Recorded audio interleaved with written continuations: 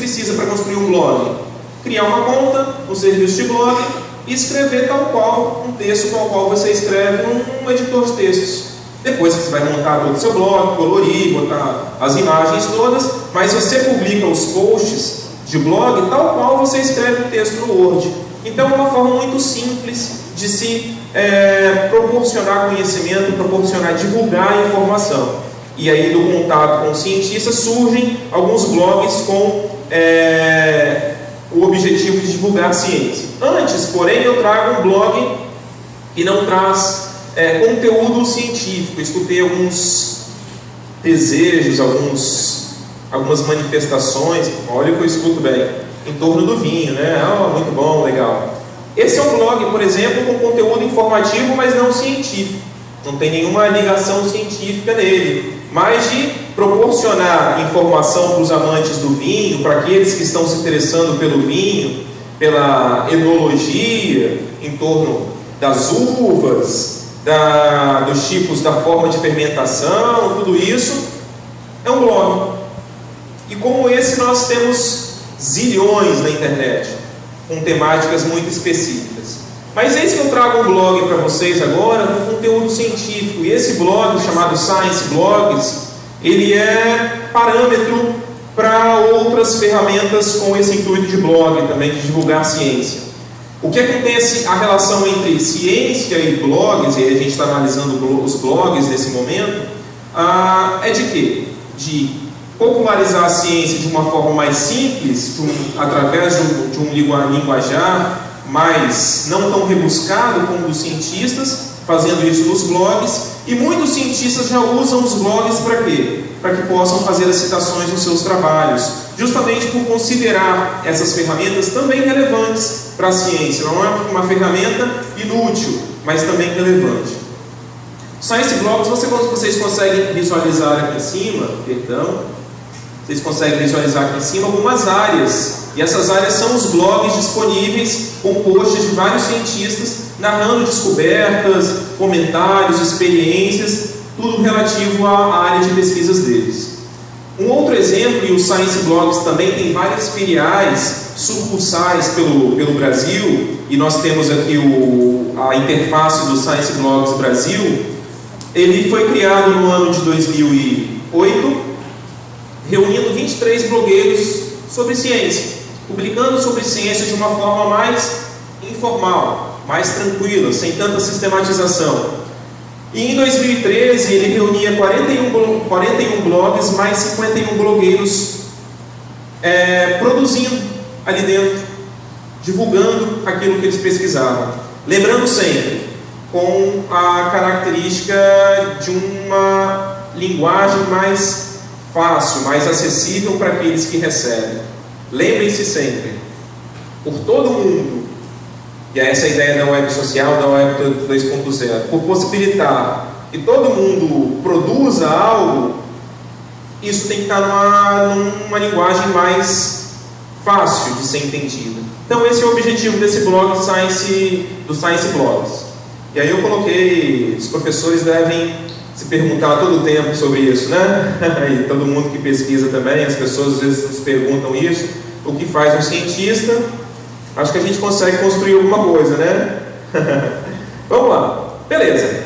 Outro exemplo que eu trago é do professor Aldo Barreto, que criou um blog só para divulgar aquilo que ele pesquisa, o que ele acha de interessante na internet, professor lá da UFRJ.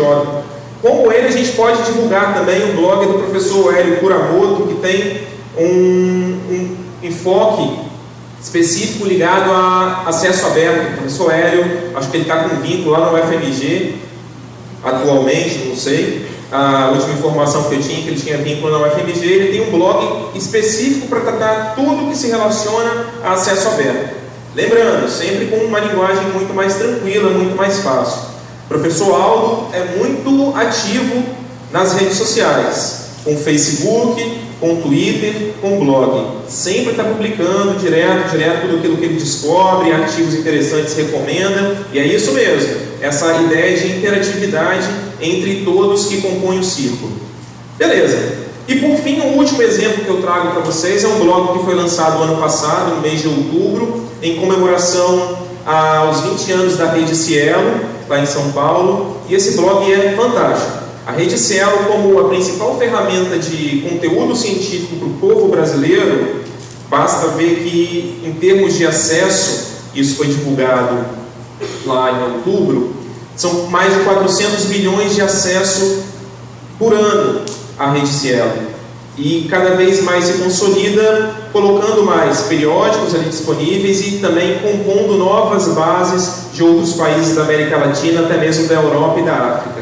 Então é um blog destinado a tratar de informação científica e que também nos causa interesse, sem sombra de dúvida.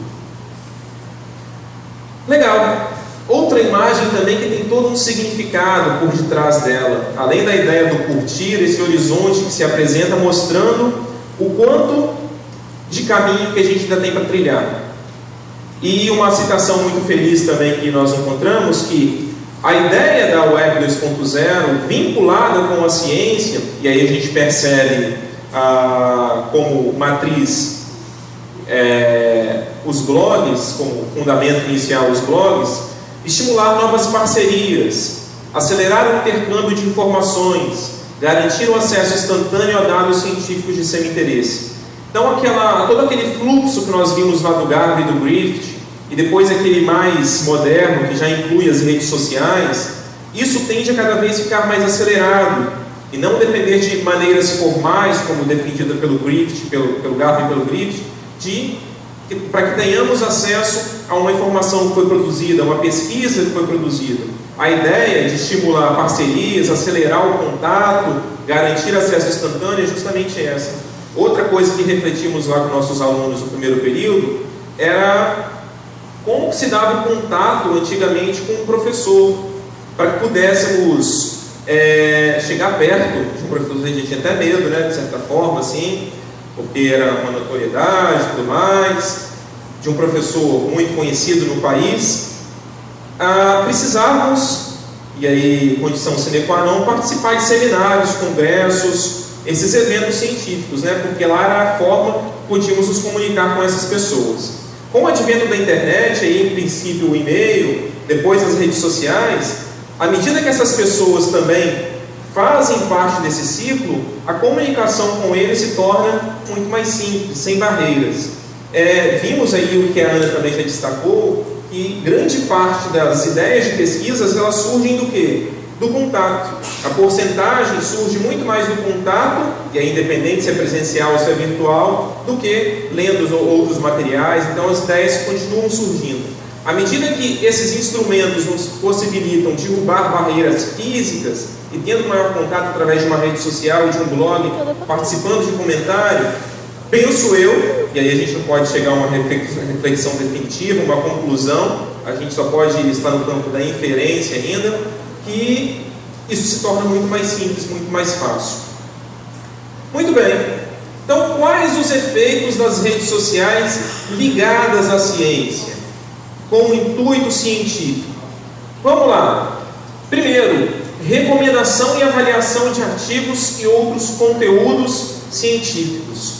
Publiquei algo numa rede social, ao invés daquilo morrer, eu potencializo.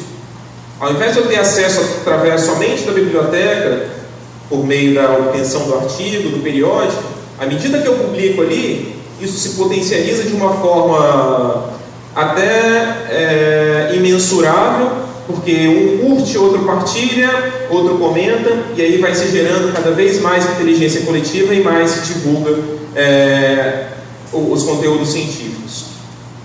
Novas possibilidades de comunicação e novas formas de disseminação. Com relação à comunicação, foi isso que eu acabei há poucos minutos de dizer, e novas formas de disseminação também contempla aquilo que nós ficávamos presos somente a recursos formais de publicação, quando muitos informais por meio dos seminários, dos congressos. Mas hoje, à medida que eu pesquiso, crio um blog, já publico ali muitas vezes até antes de publicar num meio formal, numa revista, olha como é que eu já estou disponibilizando a minha produção científica. Olha como é que eu já estou submetendo a avaliação, não dos pares. E aí não é a avaliação dos pares, mas a avaliação dos comentários. A gente sai de uma instância de peer review para peer commentary. que é relacionado aos comentários, né? Como eu submeto a que as pessoas podem comentar através dos blogs, das redes sociais. Interação entre os autores envolvidos no processo de comunicação científica, também já trouxe algo e já pude explanar a respeito disso. E algo que ainda é pouco explorado, mas que diz respeito muito a nós bibliotecários, que é medição do impacto. Algo que nós fazemos há muito tempo, de maneiras muito formais, e criamos até uma ciência vinculada à biblioteconomia, um aporte, um apêndice, melhor dizendo, até não ciência, mas um apêndice vinculado à nossa área, chamado bibliometria, para justamente observar o impacto do desenvolvimento da ciência. Isso ganha grande força com as redes sociais, com novas formas de se medir o impacto científico de algo que foi produzido. Muito bem, então, exemplos de algumas aplicações já de conteúdo científico em plataformas de redes sociais. Vamos lá observar alguns exemplos. Primeiro eu trouxe aí um post da editora Elsevier publicando um artigo. Eu sei que está pequenininho, fica até difícil de ler, mas a física do futebol, tudo mais, falando sobre isso. Então, aqui embaixo a gente tem, quem está aí consegue ir, Patrícia. Vê se você consegue ver o número de curtições aí para mim, por favor. Dá não, né? É difícil, ficou pequenininho. Tudo bem, mas vamos postular aqui, aparece 30. Está aparecendo 30 curtições, 15 compartilhamentos. Então, 32? Beleza. Então, olha como é que a gente consegue, através de redes sociais, disseminar isso de uma forma muito mais consistente do que simplesmente publicou num artigo científico, e esse artigo científico está guardado dentro de uma base de dados, ninguém sabe como acessa, ou então, se impresso, guardado lá na biblioteca, tipo a nossa, que o periódico nem circula. Então, conseguimos potencializar toda essa produção científica. Legal, outro exemplo eu trago de um tweet, melhor dizendo, de Anselm Bloom, que é um dos idealizadores da ferramenta Mendeley, que é uma ferramenta interessantíssima. Daqui a pouco eu falo rapidamente dela também, o gerenciador bibliográfico, uma rede social, muito legal. E ele é um das pessoas que consolidaram a ferramenta Mendeley. E ele indicando um artigo científico aí para ser acessado, com um pequeno comentário, e aí dentro da proposta do Twitter, 140 caracteres, mensagens rápidas, comunicação rápida para atingir o mais rápido possível as pessoas. Por que isso? E aí, opinião Cláudio, tá? Abri aspas, daqui a pouco eu fecho. Eu considero o Twitter como uma ferramenta muito mais legal, em termos de rede social, porque não nos exige tanto tempo para que possamos destinar olhares à leitura. Às vezes acessamos algo no Facebook, é um texto gigantesco, e aí a gente acaba se detendo ali e perde muito tempo. O Twitter é algo muito direto, muito rápido. Por quê? Devido a essa característica de apenas 140 caracteres. Linkou, sendo do meu interesse, cliquei, um abraço, vou ler o material. Fechei aspas, opinião minha, tá? Opinião minha. Legal, então aqui ó, 19 vezes retweetado, 11 vezes tratado como favorito. Então a gente consegue perceber a popularidade de um item através dessas redes sociais. Esse blog é fundamental não, importantíssimo, e aí recomendo quem ainda não segue, chamado De Olho na Ciência da Informação. Surgiu como blog e eles já criaram umas contas tanto no Twitter como no Facebook. Divulga tudo o que acontece relacionado à ciência da informação em nosso país. Muito legal, de uma linguagem simples, divulga eventos na América Latina, na Europa, destinado a nós, bibliotecários, e constituímos assim a área da ciência da informação. E por fim, uma conta também no Twitter de um mega journal chamado PLOS ONE, que tem feito muito sucesso aí na comunidade científica, porque se adequa a essa nova proposta de fazer ciência, e fazer ciência com acesso aberto, chamado Mega Journal, que ao invés de publicar 30 artigos no fascículo, publica 200, 300, 400, com a ideia mesmo de divulgar aquilo que é desenvolvido, aquilo que é pesquisado. Então, está em inglês, tem só algumas áreas de interesse, e vocês percebam que ele publica constantemente tweets, e ali temos o quantitativo no cantinho de seguidores, quase 56 mil seguidores, hoje já deve ter atingido essa marca, quantos ele segue, ou a quantidade de tweets já produzidos nesse intervalo desde a criação. Então, são pequenas aplicações que nos mostram, pequenos exemplos nos mostram já a penetração da ciência dentro das redes sociais. Legal, então nós chegamos na quarta parte agora, que diz respeito a como isso pode impactar e influenciar a vida do cientista. Comunicar e divulgar é uma das funções e uma das coisas que o cientista deve fazer, porque ele é reconhecido à medida que ele comunica aquilo que ele pesquisou e divulga através de meios formais, né? Só que com o advento das redes sociais, a gente se pergunta, e agora? Como que ele pode se tornar mais conhecido fazendo uso de redes sociais? Será que existem mecanismos sociais, redes sociais específicas para cientistas? Digo que sim, e são muitas, mas muito pouco utilizadas aqui no Brasil, e aí coloco menos e menos ainda em nosso estado. Já desse eu estive fazendo uma pesquisa só com professores da pós-graduação. Não era pesquisa não, era só um levantamento porque parou naquilo. E aí eu peguei todos os professores da pós-graduação, nome deles, e fui pesquisando e estabeleci 3 ou 4 redes sociais com o intuito científico e fui pesquisando a fim de verificar quem possuía uma conta com o intuito de divulgação científica. E aí, para minha surpresa, e surpresa mesmo, somente 10% dos professores de pós-graduação, que são professores que devem produzir muito, né, até por exigência dos órgãos federais, da CAPES, do Ministério de Ciência e Tecnologia, das bolsas que muitos possuem, somente 10% possuíam esse tipo de conta em redes sociais específicas para comunicação científica. E aí eu fiquei muito assustado com isso, né? E me perguntei, por que será? Desconhecimento, desinteresse ou por achar que só o Lattes resolve todos os problemas? Ainda não tenho a resposta. Segue aí uma ideia, se alguém quiser pesquisar alguma coisa, segue aí a ideia para que todos, para quem se interessar a pesquisar. Só um minutinho. Vamos lá conhecer então alguma dessas ferramentas, quais são. Primeiro trago no slide muitas delas e depois a gente vai analisando algumas e com as suas aplicações específicas. Ferramentas digitais com esses objetivos: marketing pessoal, contatos com outros pesquisadores, divulgação daquilo que se pesquisa. Então eu trouxe algumas. Primeiro a chamada ResearchGate, depois o Orchid.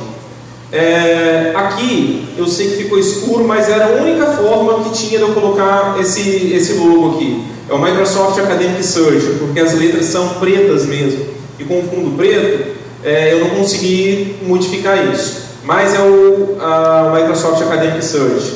Temos o academia.edu, temos o Google Scholar. O Google não é só para procurar conteúdo científico?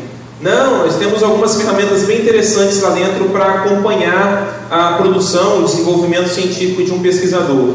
E temos a ferramenta Mendeley, porque essa é top. Essa eu não ganho nada deles, nem uma caneta, mas faço uma propaganda. Porque além de ser uma rede social, é um mecanismo de pesquisa de artigos, uma vez que os pares colocam os materiais que eles publicam lá dentro, e além de tudo é um gerenciador bibliográfico. O que é um gerenciador bibliográfico? Você pode guardar as suas referências bibliográficas lá dentro e ele, em tese, pelo amor de Deus, em tese, nos dá as referências prontinhas no padrão ao qual nós escolhemos. NBR 6023, APA, Vancouver, Nature e por aí vai. Então ele reúne numa ferramenta só tudo isso. Além disso, ele ainda tem um leitor de PDF, onde você pode marcar, livre, gratuito, funciona na versão web e na versão desktop. Muito legal. Inclusive nós temos um tutorial lá no site da biblioteca ilustrando como se faz uso da ferramenta Mendeley. Beleza, então vamos lá pesquisar e verificar algumas das aplicações dessas ferramentas. Comecei fazendo uma homenagem à professora Dulcineia. Tendo em vista que ela fala muito dessa pessoa aí nas aulas de estudo de usuários, confere? A dona Carol. E aí eu estou verificando aqui a ferramenta Microsoft Academic Search.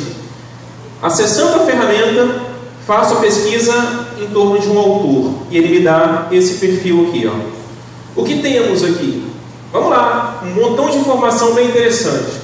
Primeiro, o perfil, o nome, onde ela está vinculada, o número de publicações existentes dessa ferramenta, o número de citações recebidas, os campos de pesquisa, recuperação da informação, aprendizado, ensino, os 27 coautores que publicam junto com ela desde 87 a 2008 e citações 1403. Aqui ele me mostra um mapa tanto de citações como de publicações. O azulzinho são as publicações desde 85 a 2012 e o laranjinha diz respeito ao número de citações que ela recebeu.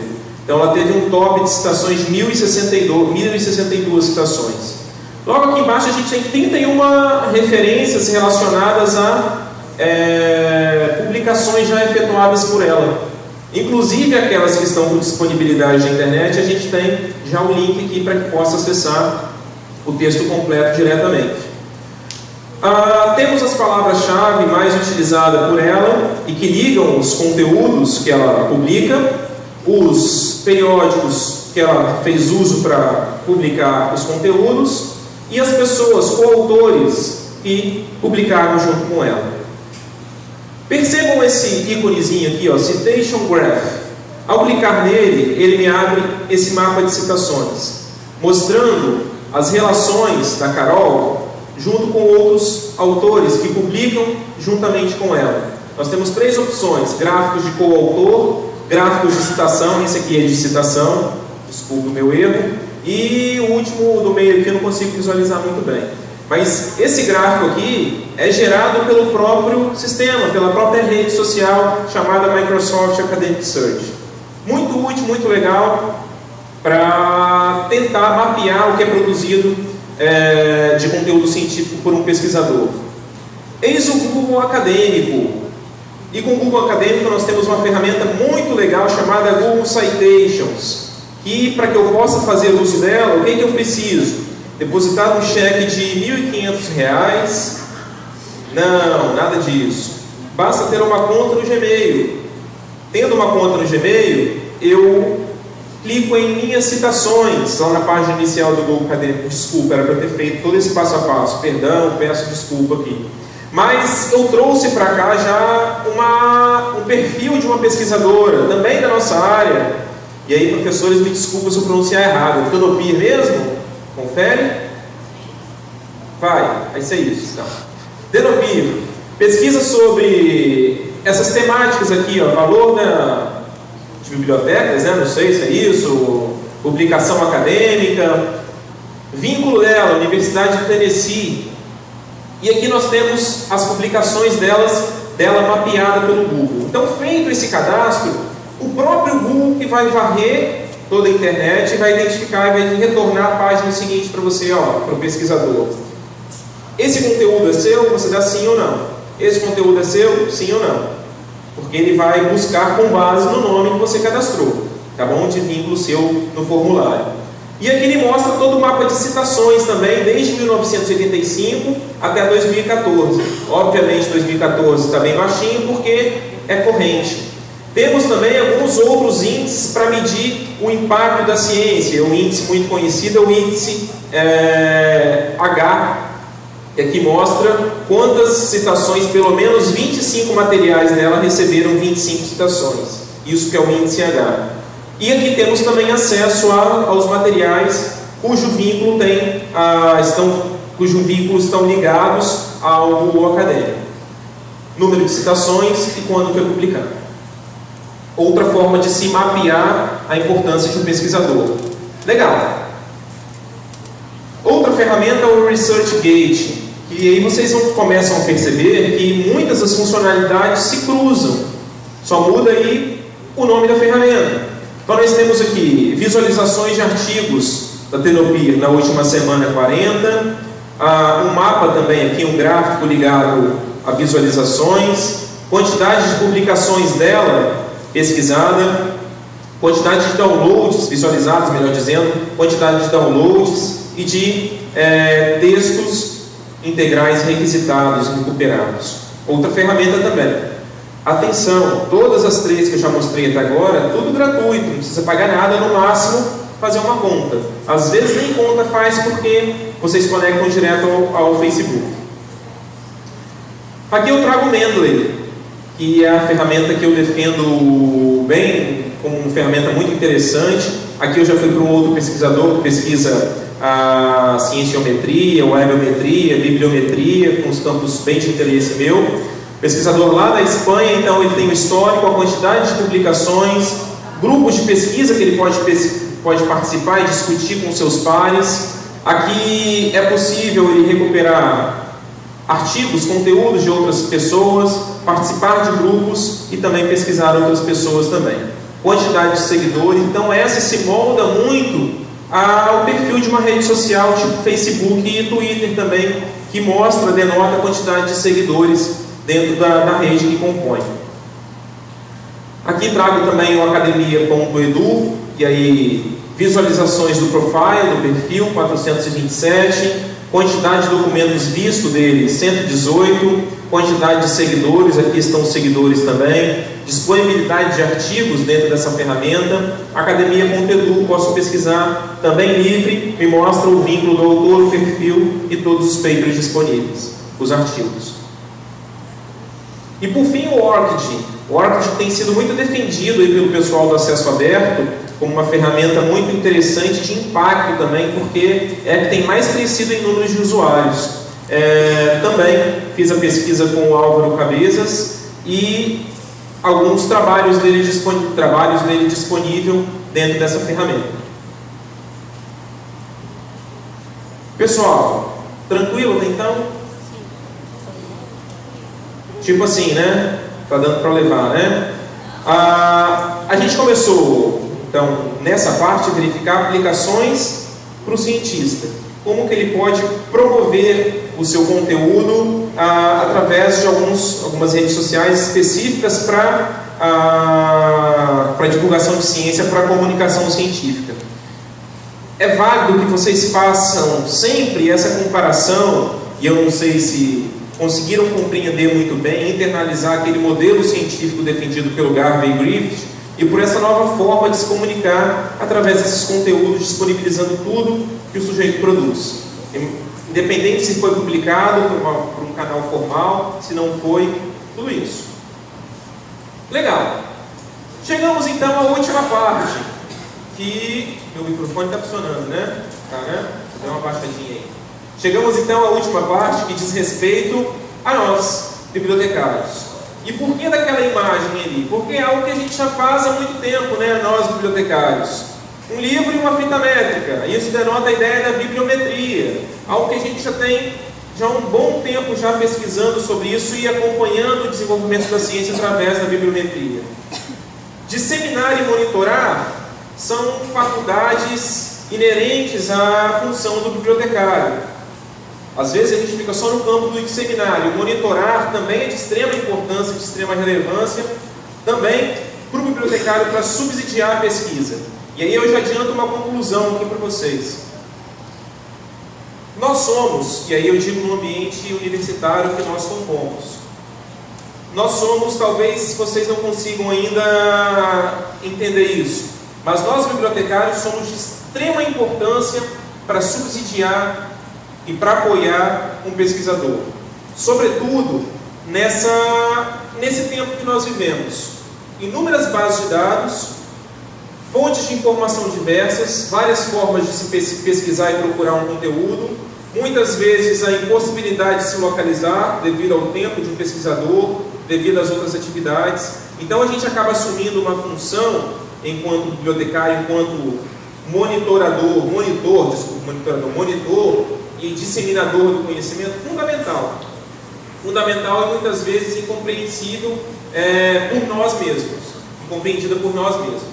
Então vamos lá, de que forma que a gente pode fazer isso? Antes, vamos entender algo ligado ao impacto. Para que um conteúdo e assim foi feito e vem sendo feito já há alguns anos, para que o conteúdo adquira respeitabilidade, importância dentro da comunidade científica, dentro dos seus pares, ele precisa atingir alguns critérios. E quais são esses critérios? O primeiro diz respeito ao uso. Quanto mais é usado, logo denota-se que é de boa qualidade. Então, a premissa inicial diz respeito ao uso. Depois, o número de citações. Se usa, se é pesquisado e se é citado, ora, recebe um peso bem maior. Ainda estamos ligados muito à análise quantitativa desses materiais. Então, a gente atribui peso e importância ao uso e às citações. E depois, por um viés mais qualitativo, a submissão aos pares, a revisão dos pares a respeito da importância. O que é isso? Aquele modo normal mesmo de submeter um artigo antes que ele seja publicado em uma revista, submeter à análise dos pares, para que, se os pares concordarem, acharem a pesquisa relevante, permitir que isso seja publicado. Então, o impacto ainda hoje é medido dessa forma. E para nós, o entendimento disso é extremamente importante, extremamente relevante. Obviamente, aí abre um parêntese também para informarmos o seguinte, que essas considerações são importantes no universo de biblioteca universitária e biblioteca especializada. Em se tratando de biblioteca escolar, é até contraditório tratar dessas coisas. Numa pública, sei lá, eu acho que é meio complicado também. Então isso é muito válido para o universo de biblioteca universitária e para a biblioteca especializada. Legal, mas existe uma forma alternativa, uma outra forma de se observar o impacto de um conteúdo científico, aquilo que foi comunicado? Existe, e já há alguns anos, 5, 6 anos, tem se formado como algo que tende a crescer bastante no futuro, chamado, é o próximo slide, vamos lá, esqueci desse daí, eis uma bibliotecária aí, nós brincamos muito isso, eu e a Ana, e a nossa colega Silvana que está aqui presente, por que a bibliotecária está com as mãozinhas assim, nessa posição, né? E a gente imaginou que era um smartphone que ela estava segurando já para se adequar às novas tecnologias, brincamos assim dessa forma, né? Mas nós, bibliotecários, podemos e temos uma relação muito estreita com os cientistas. E de que forma que essa relação se forma? Opa, ficou até bem estranho isso, né? De que forma que essa relação se dá, ocorre? Subsidiando, fornecendo, monitorando, disseminando aquilo que é de interesse. Mas até então, as nossas formas de disseminação se davam já na era da internet, no máximo passando um e-mail para o sujeito, né? Olha que chegou novo aqui na biblioteca, olha a base de dados nova que nós assinamos. Que tal monitorar o cientista através dessas possibilidades, dessas características? Quais são? Através de downloads realizados, o material, quantos downloads ele teve? Não dá para ferir o uso disso daí? Tá, quanto mais usado, tende a ser importante. Não dá para ferir qualidade também, o material através do índice H, do índice G, do índice M, todas as variações de importância do autor. Não dá para aferir qualidade por meio das citações que recebeu, por meio das visualizações que obteve, por meio dos compartilhamentos, por meio das menções na web social? Legal. E quais ferramentas que nos possibilitam isso aqui? São essas que são apresentadas aí para vocês agora. Por exemplo, o Mendeley, o Facebook, o Google Plus, o Google+, Twitter, o SlideShare, sem dúvida, número de downloads realizados, de acessos à apresentação, é uma ferramenta muito legal também para disponibilizar as apresentações em PowerPoint. Inclusive, acho que a gente também disponibiliza essa depois também, né? No blog do evento. E as ferramentas de blog também, tanto o WordPress como o blog. Legal, através da junção dessas características que conseguimos recolher nessas ferramentas, nós podemos, sem dúvida, contribuir muito para os cientistas, ou para nós mesmos, nos consideramos cientistas e pesquisadores também. Muito bem. Além disso, surge um novo conceito. Esse conceito surgiu há uns 5 anos atrás, 6 no máximo, chamado Altmetrics.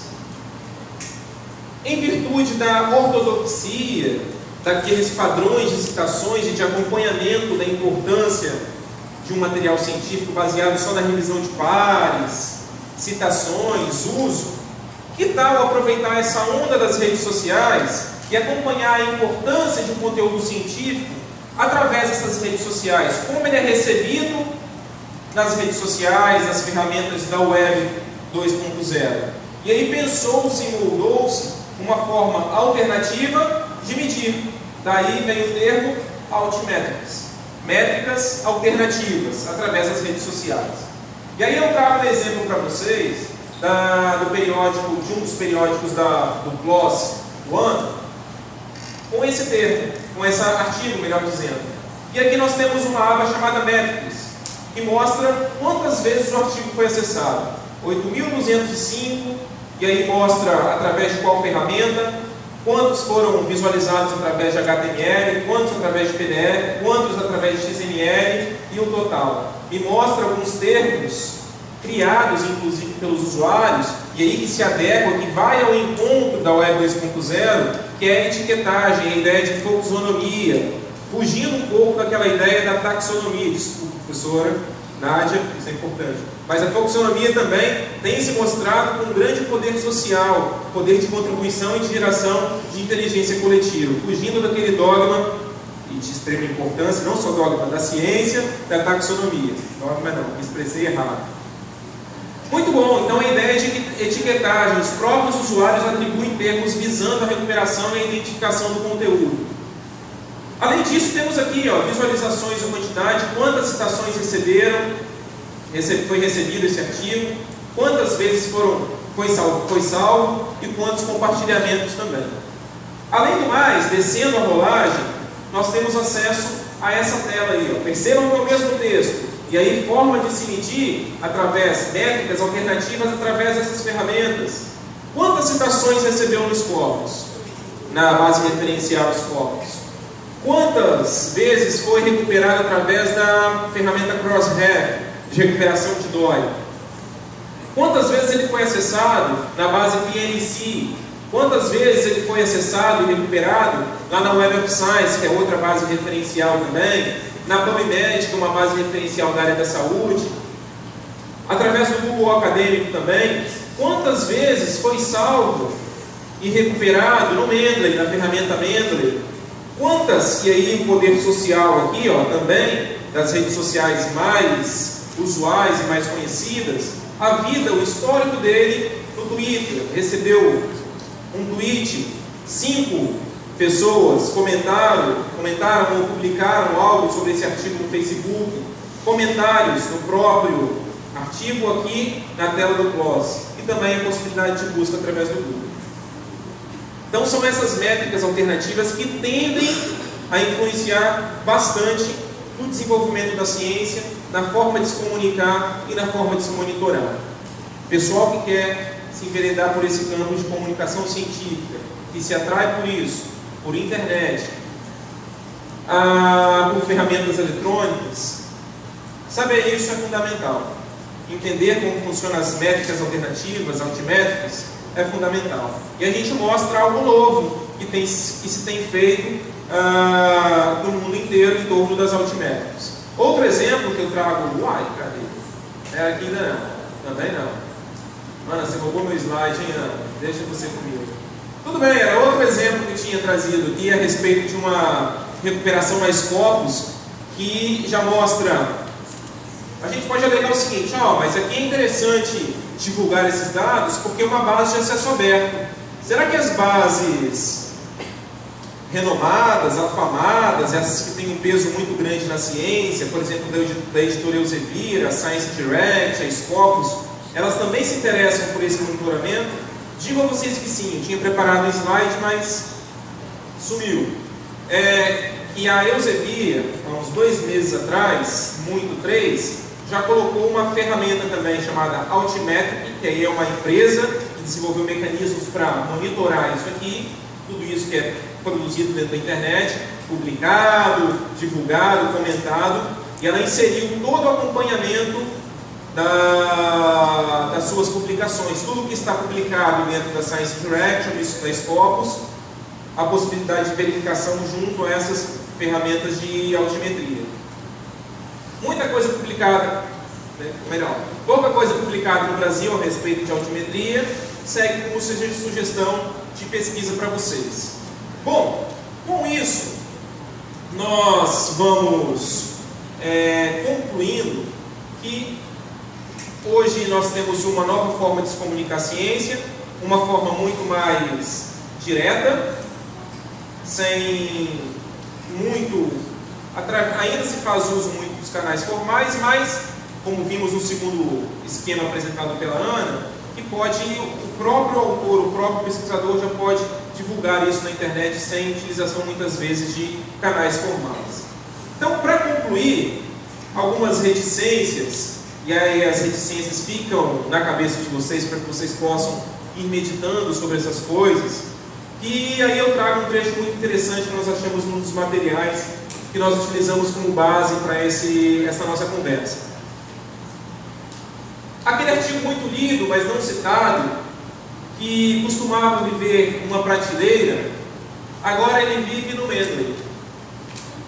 Aquela conversa no corredor, que muitas vezes despertava no pesquisador, naquele que tinha contato com o pesquisador novas ideias, sobre uma descoberta recente, se mudou para os blogs e para as redes sociais. Agora podemos ouvi-la, lê-la e outras coisas mais, visualizá-la. Os bancos de dados locais sobre genoma se transferiram para os repositórios online, os repositórios institucionais de dados temáticos. Agora nós podemos localizá-lo. Este grupo de atividades diversas forma um traço composto de impacto muito mais rico do que qualquer um existente antes. Por que muito mais rico? Porque mostra de forma mais concreta, de forma incisiva, toda a relação existente entre pessoas, ainda que virtualmente, ainda que no mundo digital, mas existente entre pessoas. Ufa! Acho que é isso. Obrigado pela atenção de vocês. Professor Antônio, a gente passa a palavra para suas considerações, perguntas. Nós temos até disponibilidade até 1h30, né, Ana? Ficarmos aqui. Até 1h45 dá para chegar, que é o último horário que o pessoal passa ali fora, para nos levar para casa. De antemão, eu já agradeço a participação de todos, a presença, e encarem o desafio. Eu sempre concluo os treinamentos, independente se é para vocês, muitos já até estudaram isso, aqui estão as referências que nós utilizamos. Depois a gente disponibiliza esse slide na íntegra. Não iremos cobrar os nossos direitos autorais, porque temos que praticar a ideia do acesso aberto e tudo mais. É isso que é ciência hoje em dia. Mas, para concluir mesmo, o que eu digo é o seguinte: pessoal, se aventurem, ousem, encarem como desafio fazer uso dessas ferramentas. Eu sempre brinco com o pessoal nos treinamentos que isso não quebra. Não quebra, não vai quebrar. Vocês podem usar, mexer nas bases de dados, verificar o que pode ser recuperado lá dentro. Tudo isso. Vocês têm uma infinidade de recursos para analisar. E digo mais uma coisa. Muito ao analisar e compor esses 40 anos, um evento de 40 anos que comemora o curso, muito da respeitabilidade que nós adquirimos e que vamos adquirir diz respeito ao conhecimento dessas ferramentas. Conhecer essas ferramentas, subsidiar, auxiliar os cientistas na produção, nós enquanto cientistas também, isso é um grande marketing profissional para nós. Não tenho dúvidas disso, porque acho que a gente tem experimentado isso um pouco lá na Biblioteca Central, né? Dependente do grau, graduando, mestrando, doutorando, professor já com 50 anos de cátedra, todos ainda detêm muitas dúvidas relacionadas ao uso de bases de dados, de informação eletrônica, dessas métricas tradicionais, métricas não tão tradicionais, mais novas, tudo isso. Fica um desafio, lanço o desafio a vocês, encarem isso, se for da personalidade, do desejo de vocês, e acredito. Agradeço. Obrigado.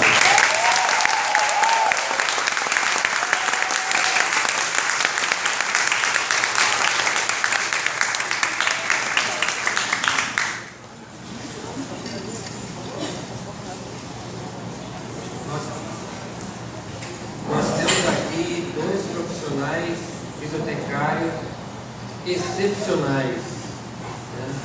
Além da atuação deles na biblioteca, né, no dia a dia, no cotidiano da Biblioteca Central, eles têm uma preocupação de educar, de formar o usuário, né? Isso aqui é um pequeno exemplo do que eles já têm feito há um bom tempo, né? A palestra foi excepcional, né? Pela temática extremamente atual, né? Pelo conteúdo apresentado, a forma, a preocupação de apresentar as referências que estão expostas ali, né? E também pela pessoa deles, né? Essa empatia com o público, né? Esse relacionamento com o público, né? Foi muito boa a apresentação.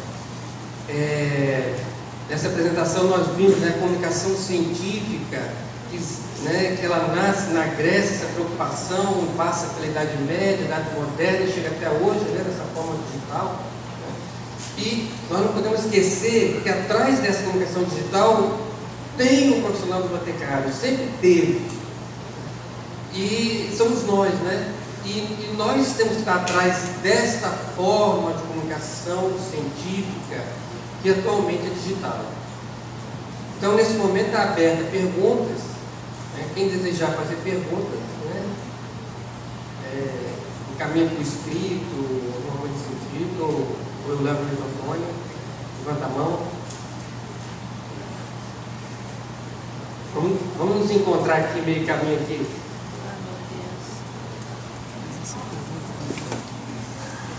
Vai ter lanche depois? É bem que podia ter, né? Eu queria fazer um comentário para o Cláudio e queria fazer uma pergunta. O comentário é o seguinte, voltando só ao que você citou dos movimentos que foram organizados através do Facebook, né? Aí teve dois importantes que eu acho interessante falar para o pessoal, não sei se o pessoal sabe. Que foi o rolezinho, que também foi organizado pelo Facebook. Só que no caso do rolezinho, ele teve uma visão negativa, pelo que ocorreu no Shopping Vitória. E o outro movimento que eu esqueci o nome agora foi organizado na Praça do Papa, que foi aquela ajuda, né, do pessoal que se juntou para poder arrecadar alimento para poder levar para os moradores que sofreram. E a pergunta, não sei se é uma pergunta boba, mas eu vou fazer. Se você orienta assim, as pessoas fazerem pesquisa pelo Wikipedia. Queria que você só falasse para a gente um pouquinho.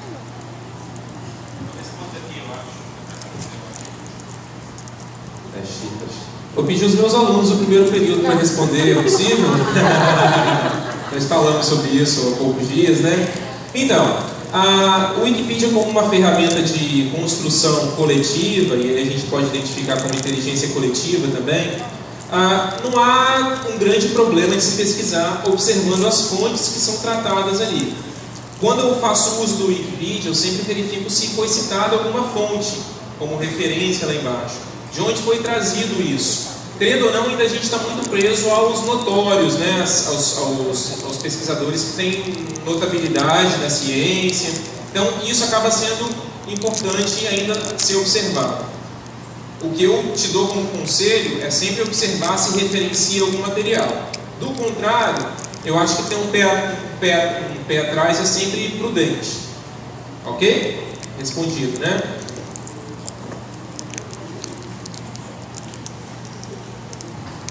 Ei, Cláudia, boa noite. Eu me chamo Flávia, eu sou do 6º período e eu não sei se eu vou pedir muito o que foi falado, mas eu queria saber a sua opinião sobre a Deep Web. A gente sabe que nós falamos da importância da comunicação científica e a troca dessas informações entre os pares. E eu sei, devido a algumas pesquisas, que isso acontece também na Deep. E fala um pouco assim, sobre o que você acha a desvantagem disso para mim. Eu não escutei sobre o quê? Sobre, na verdade, a Deep Web.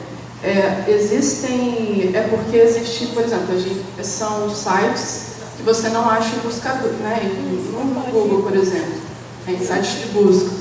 E a gente sabe que existem trocas, esse conteúdo científico trocado por pares acontecendo lá, então nem todo mundo tem esse acesso. O que você acha sobre isso que você tem falado para a gente?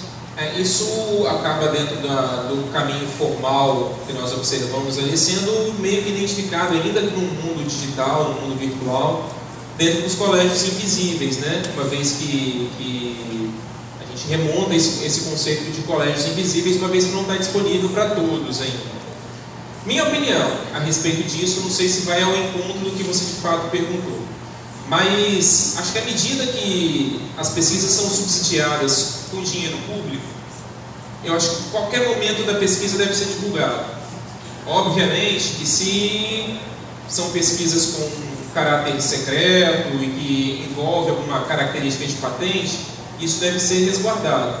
Mas uma vez que são subsidiados com dinheiro público, o sujeito ganha algum financiamento, alguma bolsa para produzir, ele está vinculado a alguma instituição, eu sou árduo defensor da política de acesso aberto. Eu acho que deve compor em blogs, em alguma circunstância, algum mecanismo desse, ele deve divulgar aquilo que ele produz. Ou mesmo em repositórios temáticos. Por exemplo, a gente tem o exemplo de e foi o primeiro que surgiu, chamado Arquive, o Archive, dependendo da pronúncia, se você levar para o inglês, e ligado à área de ciências exatas. E ele é padrão, porque mesmo na condição de pré-prints, ainda antes da publicação, o sujeito consolidou a pesquisa, acabou, ele mesmo já divulga ali dentro física, estatística, matemática, até para receber dos seus pares a opinião antes de submissão aos revisores em periódicos científicos. Então eu acho que se tiver como liberar tudo, a gente está ganhando. Acho que a Ana pode complementar isso também. Quer complementar? Não? Tá bom? Foi, resumiu. Valeu! Boa noite, meu nome é Lucileide, sou docente do departamento. Gostaria de dar os parabéns pela excelente palestra, aprendi bastante. Eu gostaria de tratar duas questões. Uma primeira relacionada à palestra desenvolvida, que na realidade não é uma questão para você, mas eu acho que é um elemento para a gente criar as conexões. A biblioteconomia sempre se